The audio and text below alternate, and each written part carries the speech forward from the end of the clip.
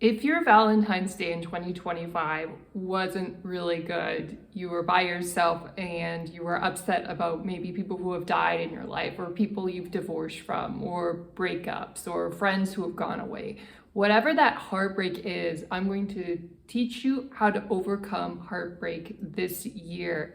And the number one tip that I'm going to give you is connect with people who need your help. And I'm going to put this into several different subcategories that are going to help you. In fact, I'm going to talk about 5 groups of people who need your help and where you can be of service. Why is being of service so helpful in heartbreak? And it's because it allows you to share your love and compassion openly in a safe manner. And as you get more and more practiced in doing that, you're going to have an easier time when you do eventually go back to dating and meeting new people or making new friends. You're not going to be as easily influenced by people's negative behavior. You're going to know how to interact positively with people and yet hold the boundaries. You're going to be really well practiced, and these are really safe, wonderful groups of people where you can practice and feel good. So the number one place I'm going to recommend first where you can heal from your heartbreak to be of service is to go to an animal shelter or someplace where you can help animals. Animals are some of the greatest sources of unconditional love. Having said that, a lot of them can be very expensive and it's hard to be responsible enough to be a good owner of an animal, and you may not be ready for that long-term commitment. And if you're not, consider volunteering at an animal shelter. Animals are going to be overrun in the animal shelters after the pandemic because so many people were so excited to take them on, and then they realized later that they weren't really the most responsible owners and that they needed to get rid of them. And so you want to go there and help the animals that are in need. Maybe you can bring cat food or dog food. Maybe you can spend your time comforting an animal that has been lost or has been sick. Or do whatever your animal shelter recommends in order to contribute that is helpful to them. But animals give you this really unconditional love and support, and they're one of the best places you can go in order to open your heart and experience love in a safe manner. No animal is really going to be that mean to you. Maybe they'll ignore you, like some horses I've heard have ignored humans who have tried to approach them kindly, but you will learn from those experiences, even if you fail. And it will allow you to serve society in some capacity in a way that is safe and loving and will allow you to show up as your full self as a sensitive. The next place I recommend you go in order to serve and heal your heart in 2025 is that you consider helping children in some way. Maybe it's by becoming a big brother or big sister. Or maybe there's a children's community center, a program where you can volunteer. You could become a soccer coach, baseball coach, whatever sport you're interested in. Maybe you need to mentor young children, and when you share your life experience in a positive way like that and you're supporting your community, the children will just love it and they'll get such a good experience by being around you. And you can share that love and empathy with them, and it's going to expose you to the community. It's going to give you roles and responsibilities that you're going to feel good about. That's why some people become school teachers. It's because they love being around children and helping to develop character as they grow up.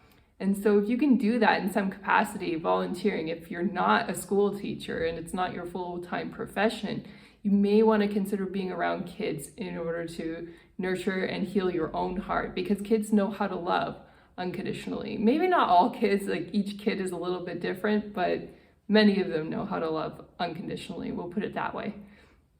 The next group of people that I encourage you to serve and contribute to, if you've got a broken heart that needs to heal, is the nursing home. Have you ever considered helping seniors? Have you ever considered spending time with them? Sometimes they just want you to have a conversation with them because their kids haven't been by in so long. Those nursing homes really need volunteers and support as well. And so that's a really great place where you can go and contribute. If children are not your cup of tea and you'd rather be around adults, maybe seniors are the right people you want to spend your time loving and sharing your compassion with. maybe they're the ones who are going to help enhance your life by you being present for them, rather than assume that you're the one really changing and enhancing their lives. Maybe they're the ones who are meant to really touch your heart and help you go through life in a more positive manner. The next group of people you may want to spend time with, and it's kind of a combination of the previous three that I've recommended, is if your immediate family is a pleasant influence for you to be around, whether they're senior, children, pets, whoever those people are, maybe you go spend time with them. Now, not everybody gets along super well with their family, so that might not be a good option for everybody who's watching this, and that's why I gave the previous three options. But if you do have nice family members, if you do get along with them, spend more time with your family. If you can repair those relationships in some way, and it's not always repairable, but if you can, it's a good idea to try your best to repair those relationships and get along with your immediate family members.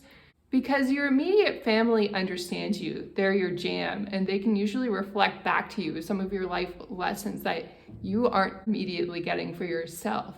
And so they can be a positive force for good. But if they're the types who will nag and who will complain and ask you why you're not married yet, then maybe that's not the best place to hang out while you're recovering from your heartbreak. It completely depends on the person and their unique circumstances. But if you're really genuinely blessed to have a nice supportive family who will help you during a difficult time in your life, then definitely take advantage of that resource and spend time with them. And then the last group of people I recommend that will help you heal will be people who are sick or who have injuries, of maybe they're war veterans, those types of people who are vulnerable in society. I've spent a lot of time with people with disabilities. I've been very privileged to do that in my career, and it was not something I planned on originally in order to develop professionally, but when I actually got into it, it really changed my life. You just never know how any of these groups of people, you may never have even considered helping people or serving people in any capacity before. You may have been really concerned about your own survival and what are you going to do in order to find the partner or the life that you've dreamed of. But then when you actually go and serve someone else, it completely changes the trajectory of your life. And I know that's happened for me. So you may want to consider helping people who have disabilities look for jobs, or maybe they need home modifications. If you're really handy, maybe that's some way you can help people who have limited mobility. Or maybe they just want a friend to talk to.